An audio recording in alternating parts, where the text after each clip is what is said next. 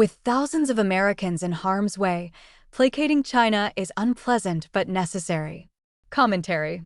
Missiles flying, mullahs dying, thousands of drones crashing into buildings and radars, anti-ballistic missiles hitting their targets, anti-ballistic missiles missing their targets, and oil flowing through the Strait of Hormuz shut down.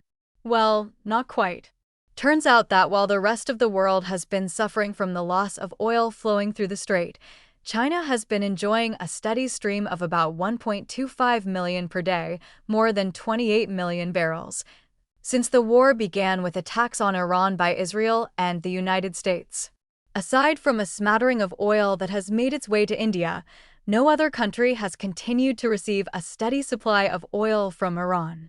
What's more, the President of the United States has even publicly assured China that it would be an honor for the United States to ensure China continues to get its oil from Iran. We're really helping China here and other countries because they get a lot of their energy from the straits. We have a good relationship with China. It's my honor to do it, President Donald Trump told reporters on March 9th.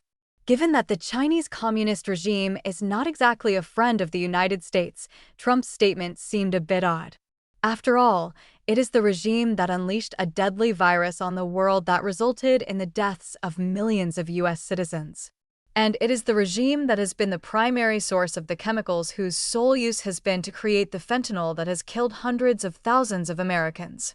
And it is the regime that has been waging an all-out trade war against the United States for decades, a trade war that has gutted U.S. manufacturing might and destroyed millions of good American jobs, even as those who should know better droned on about the virtue of free trade with a country where free trade is not possible.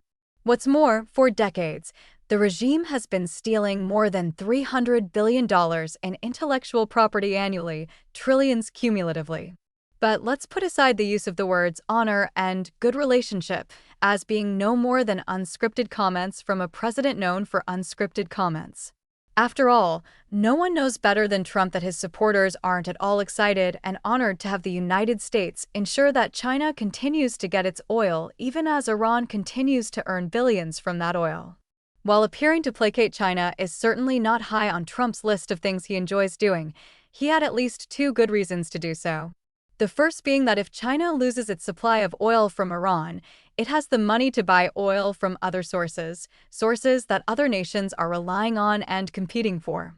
Shutting down the oil flowing to China through the Hormuz Strait would send oil prices higher. Bottom line, the world and many in the United States are not patient when it comes to skyrocketing oil and gas prices, and even higher prices would put more pressure on Trump to figure out a way to declare victory and get some kind of ceasefire in place, even if U.S. goals had not yet been accomplished. Less publicized is the possibility that, in conversations with Chinese leader Xi Jinping or representatives of his regime, it could have been communicated that if the United States shuts off Iranian oil to China, Beijing might just step up the aid it's providing to Iran. This could involve stealthy Mach 3 anti-ship cruise missiles and other military hardware. But the most dangerous aid China could supply Iran would be to fully use its extensive constellation of satellites to provide real-time tracking of U.S. forces in the region. While Russia is almost certainly providing a whole bunch of satellite-based intel to Iran, it cannot provide the 24/7, second-by-second intel that China could provide. Such intelligence would have deadly consequences for U.S. forces. Hence, while placating China is unpleasant, given that the United States is in a real war that is putting thousands of U.S. sailors, airmen, Marines, and soldiers in harm's way, it is a necessary but extremely unpleasant compromise.